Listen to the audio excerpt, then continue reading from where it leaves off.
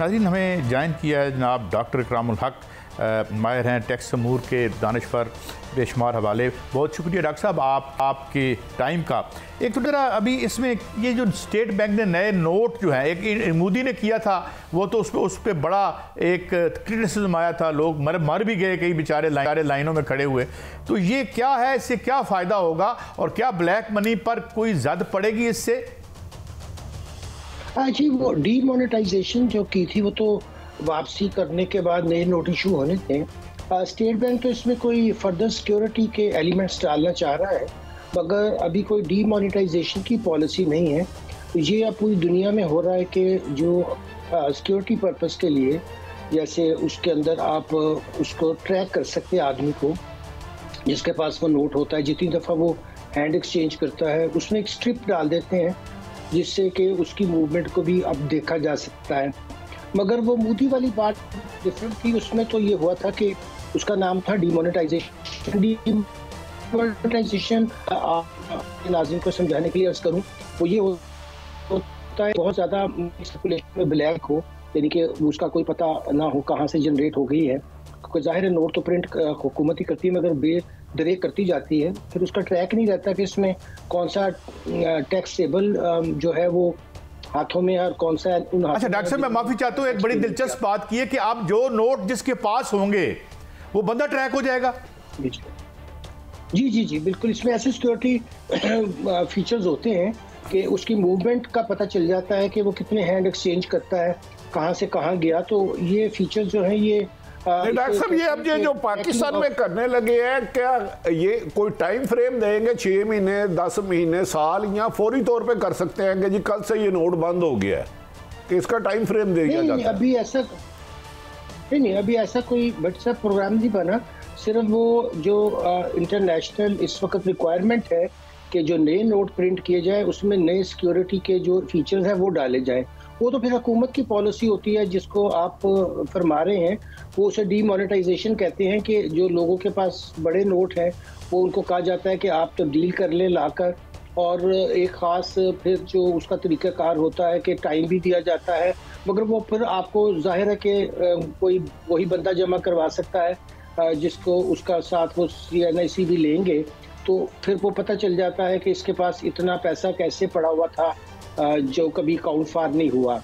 तो वो इस लिहाज से, लेकिन ऐसी कोई स्कीम अभी पाकिस्तान में मैंने सुनी नहीं, चूँकि खबर सिर्फ आपने देखा होगा स्टेट बैंक की तरफ से है, तो वो तो नए सिक्योरिटी के जो फीचर्स हैं वो डालने की बात हो रही है, लेकिन अभी कोई भी ऐसी डीमोनेटाइजेशन की स्कीम पाकिस्तान में ना ज़ेरे गौर है, ना इस पर कोई बात हुई है किसी फोरम पर भी। गोया आप कह रहे हैं कि ब्लैक मनी को कोई खतरा नहीं है। मगर डॉक्टर साहब, दूसरा सवाल, FBR का जो रिफॉर्म आ रहे हैं, वर्ल्ड बैंक भी और IMF ये कह रहे हैं, ये क्या रिफॉर्म्स आ रहे हैं? देखिए, वो ये वर्ल्ड बैंक और IMF इस दफ़ा नहीं कह रही भाई साहब, ये बिल्कुल डिफरेंट बात है। ये जो हमारी काउंसिल नहीं बनी है, जिसको आपको पता है स्पेशल इनिशिएटिव और फैसिलिटेशन काउंसिल बनी थी, और इसका लॉ जो था ये 3 अगस्त को प्रेसिडेंट ने पास किया था, यानी कि PDM हुकूमत ने जाते जाते एक लॉ पास किया जिसके तहत एक नई काउंसिल बनाएगी, जिसमें आपको पता है कि सिविल और आर्मी दोनों बैठते हैं। उस काउंसिल ने 3 जनवरी को ये कहा कि हम जब इन्वेस्टमेंट की लोगों से बात करते हैं, अब जो आपको पता है वो डोमेस्टिक और फॉरेन इन्वेस्टमेंट दोनों को पाकिस्तान में लाने की कोशिश कर रही है ये काउंसिल। तो लोगों ने शिकायत की है कि FBR जो है ये बहुत तंग करता है हमें, बहुत से नोटिस आते हैं, बहुत सी जो उसमें। तो उन्होंने एक टास्क फोर्स आई थी जो हमारी निगरान वजीर ख़जाना मोहतरमा है, उन्होंने जो टास्क फोर्स बनाई, उन्होंने बजाय इसके कि कोई लॉज के अंदर कोई ऐसी चीज़ें फराहम करते कि FBR रेगुलेट हो जाता है, ज़ाहिर है वो कोई कानूनी पावर से यही का अब्यूज़ तो करते हैं, उन्होंने उनकी एडमिनिस्ट्रेटिव रिफॉर्म्स करना शुरू कर दी। उसका पर्पज़ ये था कि कस्टम को अलहदा कर दिया जाए, पॉलिसी बोर्ड अलहदा बना दिए जाए और उसके ऊपर ओवरसाइट बोर्ड। तो वो एक नई उन्होंने सोचा तरीका अच्छा है कि इस तरीके से और 22 की सीटें मिल जाएंगी, 21 की मिल जाएंगी, आपकी और मेरे जेबों के ऊपर ज़्यादा बोझ बढ़ जाएगा। ये कोई पॉजिटिव बात नहीं थी, और ये ऐसे ही मामला जो है वो वर्ल्ड बैंक और IMF के जिम्मे लगाया जा रहा है। IMF का तो ये कहना है कि आप पाकिस्तान में एक नेशनल टैक्स एजेंसी बनाएं जो सारे मामला देखें और वहीं से जो सोशल सिक्योरिटी की पेमेंट्स है वो भी वहीं से की जाए, जैसे सारी दुनिया में होता है। हमने शौक है हमें बहुत से महकमे बनाने का, नई गाड़ियां लेने का, नए नए ओहदे क्रिएट करने का, क्योंकि हम चाहते हैं ब्यूरोक्रेसी का साइज और बढ़े।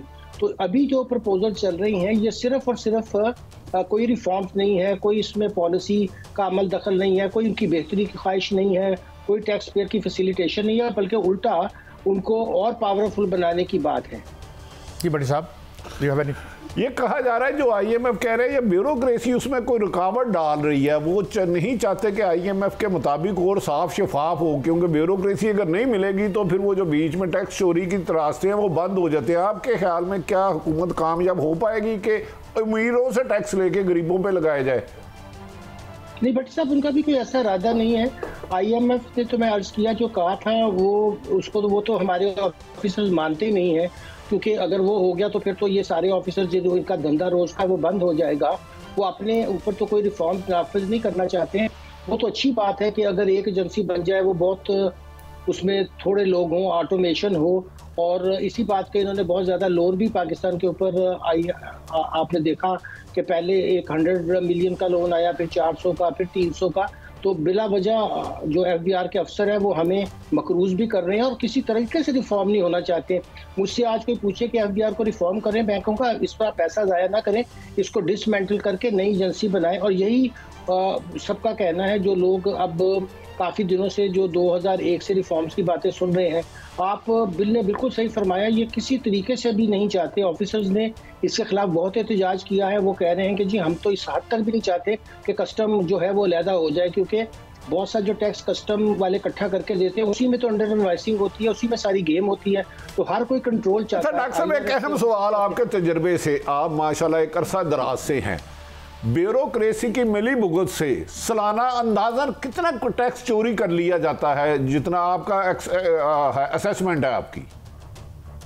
जी देखिए, मेरे हिसाब से तो अगर इस वक्त वो 7,000 उन्होंने अरब इकट्ठा किया है तो इतना ही तकरीबन पाकिस्तान में चोरी भी होता है। देखिए, कोई टैक्स भी जो काबिल वसूल है और वसूल नहीं किया जाता तो उसमें कभी भी ये ख्याल ना किया जाए कि कोई भत्ता नहीं ले रहा है।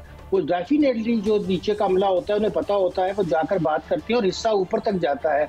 आपने बड़ा पर्टिनेंट सवाल पूछा है। मैं अर्ज करूं कि अगर ये करप्शन ख़त्म हो जाए इन महकमों से तो हम इतना पैसा इकट्ठा कर सकते हैं कि हमें किसी किस्म के लोन लेने की ज़रूरत ही नहीं पड़ेगी। बहुत दफ़ा मैंने कैलकुलेशन भी करके दी है, इसका हिसाब भी बना के दिया है। हम दरअसल 20 ट्रिलियन इकट्ठा कर सकते हैं बड़ी आसानी के साथ, और अभी हम सिर्फ 7 और कोई सूबे का इकट्ठा करके 500-600 बिलियन खुश हो जाते हैं। तो असल मसला ये है कि हर एक की जेब में पैसा जा रहा है मगर सरकार की जेब में पैसा नहीं जा रहा। 20 ट्रिलियन आप कह रहे हैं कि ये गोया इससे भी 3 गुना, यानी जो हमने ले रहे हैं ऑलमोस्ट 3 टाइम्स मोर, और फिर हमें किसी चीज़ की ज़रूरत नहीं है जो हम बैगिंग बोल लेते हैं। डॉक्टर साहब, बहुत वक्त की दीवार आपने बड़ी अहम हमें एनलाइटन किया।